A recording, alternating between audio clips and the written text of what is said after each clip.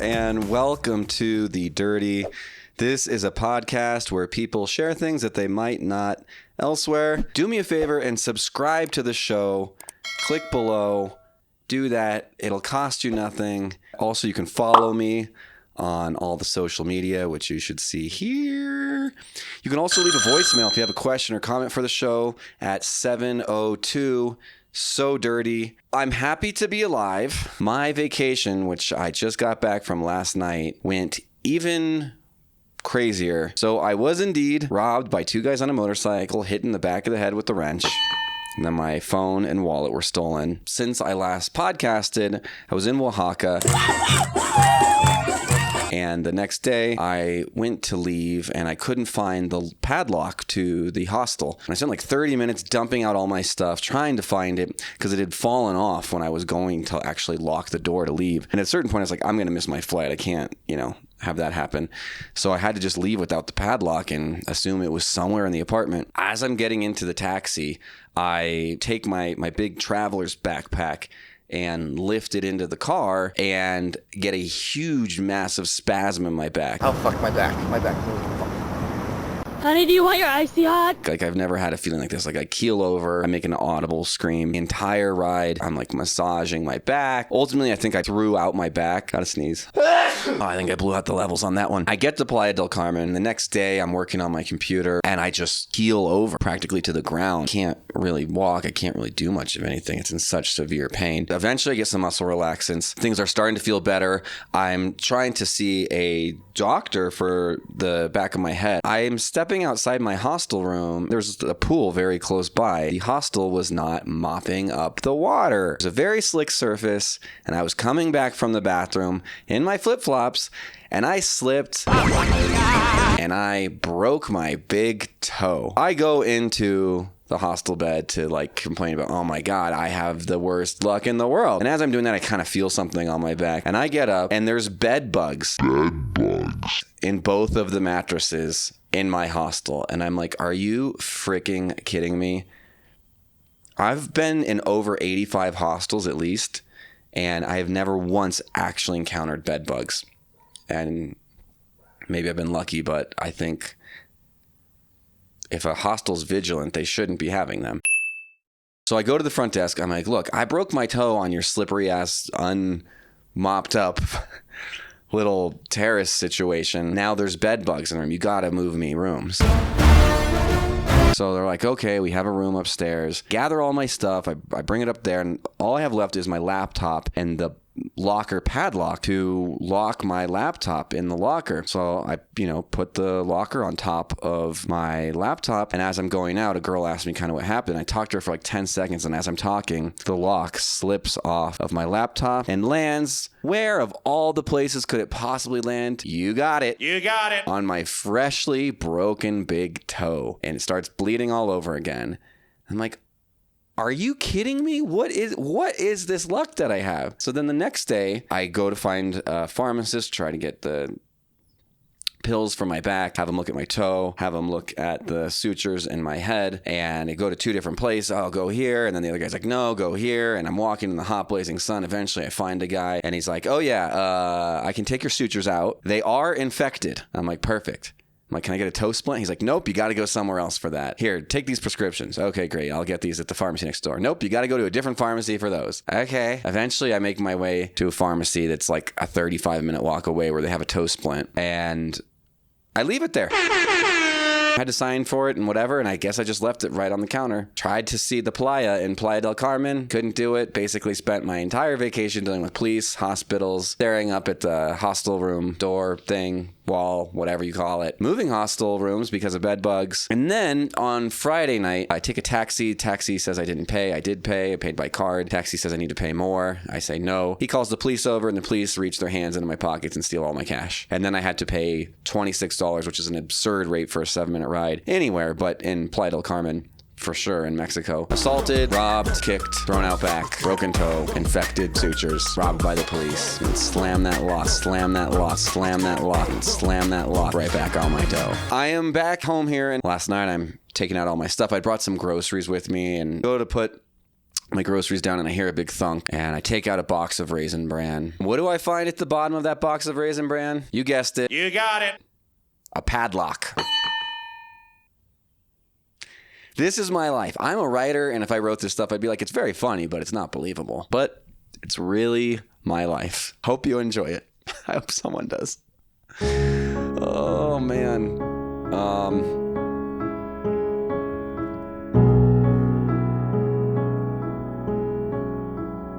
So believe it or not, when I was growing up, I was actually a hardcore Christian. I was called the future of the church by my youth pastor. What? My whole thing was never touched alcohol, never touched drugs, never touched a woman. I would pray for all of my classmates every night before I went to bed, read a chapter of the Bible. I was heavy into it. So today, we're going to talk about how Christianity ruined my sex life. And we're going to call this episode, Come to Jesus.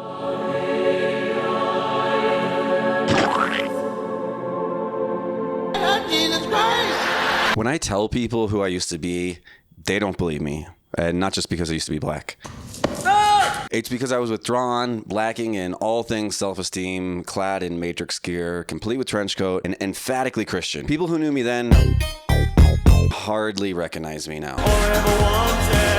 I was a super sexual child growing up, though I did not realize it at the time. I remember in my early elementary school days how I couldn't wait for the recess bell to ring because when I wasn't with the other boys, each of us assuming the X-Men roles, I was naturally always Gambit. You want to end up in the hospital? Maybe it's worth it, no?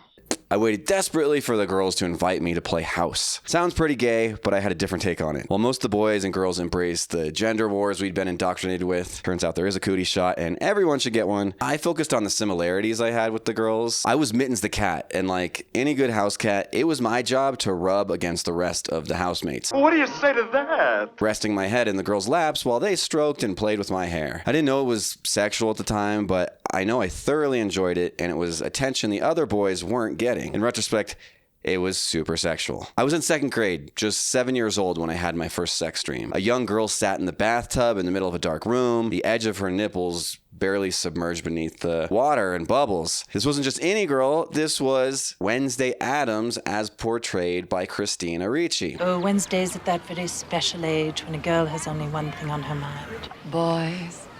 Homicide. I remember waking from the dream with two previously unexperienced desires. The first was that I really wanted to return to that dream. The second is that I remember clearly wanting to kiss her boobies. I was not as a kid. I promise. My parents were, however, decently liberal with the facts of life, especially coming from a Christian parenting perspective. When I asked where babies came from, in first grade, there was no stork. Babies happened when a man and a woman loved each other, and he put his penis in her vagina, at which point bees shot out, swarming a flock of seagulls that had been nesting in there. But I was raised Christian, so when I moved from Sunday school to the church's teen-focused youth groups, sex became a very real thing for me and my peers, even if only in our bodies. I've done it with a girl. What? I've done it with a girl, intercourse-wise.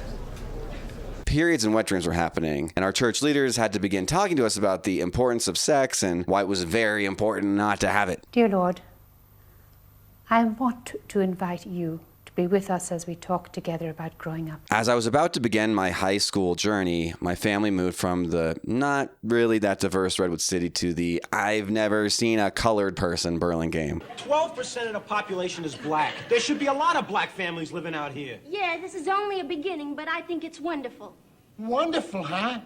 Well, let's see how wonderful it is when a watermelon rinds come flying out the window. The church's youth were far more affluent, and the emphasis on chastity and the evils that befell those who didn't practice it became more and more sinister. I remember a demo that was given at this Presbyterian church in Burlingame, and the youth pastor had these two pieces of paper, and he took them out and he said, "These two pieces of paper represent your body. What's up, baby? Now this glue here, this is our sex."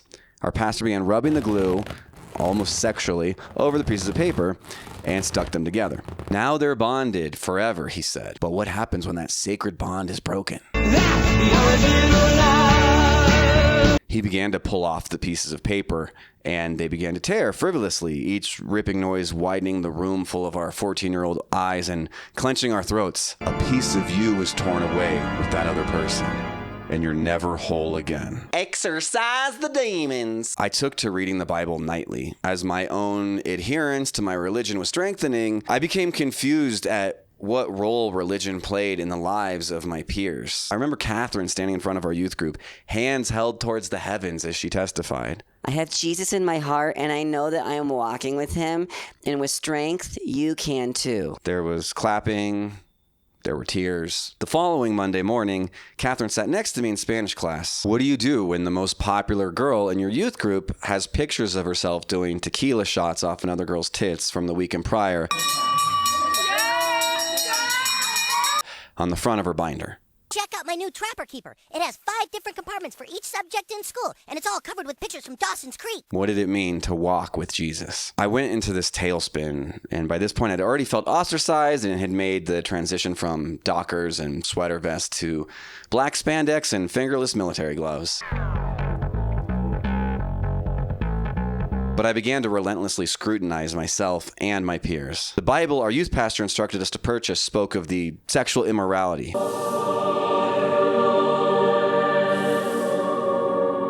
The fuck did that even mean? Could you possibly be any more vague? Was it a sin to have sexual desires, to masturbate, to kiss, get an erection? None of us are perfect, but I spent every second trying to get there. Otherwise, we were failing God. I began abstaining from masturbation. It was not an easy task, especially not for a 15-year-old boy. I remember the numerous times I took out old pairs of boxers that were designated as my ejaculate towel. See all that cum? And ceremoniously burnt them in a U-Bahn coffee tin in our backyard. I thought if I had nothing to masturbate into, surely I would stop. I might make it a week before a new pair of boxers was chosen, and a deep sense of shame and failure beset me. By the way, if you think burnt hair smells bad, eventually I found myself a new groove. I would turn to... Eventually I found myself... Found a groove. Eventually I found my groove. I would turn to... Eventually, I found my groove. I would turn the TV to Spice, a pay-per-view porn channel I had used many times prior to masturbate, and now simply ogle the scrambled breasts and moans that would come into clarity every few seconds. An improper housewife just caught her husband cheating. My wife is an uptight prude. Now Nikki Sterling is learning to be bad. I want you to teach me to be a raging slut. And she's going to show him just how good bad can be. Steamy sins. But nightly watchings became weekly, and eventually I stopped altogether. Because I had stumbled upon masturbation at 11, my body had never found it necessary to induce a wet dream. I'd never had one. Once I stopped masturbating, that all changed. Countless nights where I wouldn't get to sleep till 4 a.m., having been up all night studying for an AP history exam, were interrupted by my less than welcome nocturnal emissions. You can enact any fantasy imaginable in a sex dream, and I knew it was getting bad for me when my fantasies started to be about me being allowed to masturbate. I made it 8 months to the day without masturbating. Considering I had previously been on a 3 times a day schedule, twice a night, once in the shower in the morning, that was an enormous feat. And if you calculate the average amount of male ejaculate over the course of that time, which of course I did, it equates to roughly an 8.5 gallon aquarium full of semen that I spared many laundry cycles. My decision to begin masturbating again came after I started looking vigorously into what the fuck sexual immorality meant. I really wanted to masturbate. The furthest back in English translations I found scripture-wise were that fornication was really what was being referenced. And if you look at the Latin etymology of that word, it's actually a reference to vaulted chambers and cellars where prostitutes most commonly plied their trade. So basically the Bible was saying engaging with prostitution is a sin. Hallelujah. Even though I ended up doing both. But in those 8 months, a lot had happened. I began an underground free speech newspaper, Revelations, always been a pretentious twat. The paper put forth a variety of viewpoints, but anti-abortion articles in the Fair were certainly all a part of it. I was consumed with an enormous amount of frustration and dissonance concerning my own logical viewpoints and what the Bible had to say about sex. I rejected girls I really liked, telling them that we were not equally yoked in our faith and therefore we could not be together.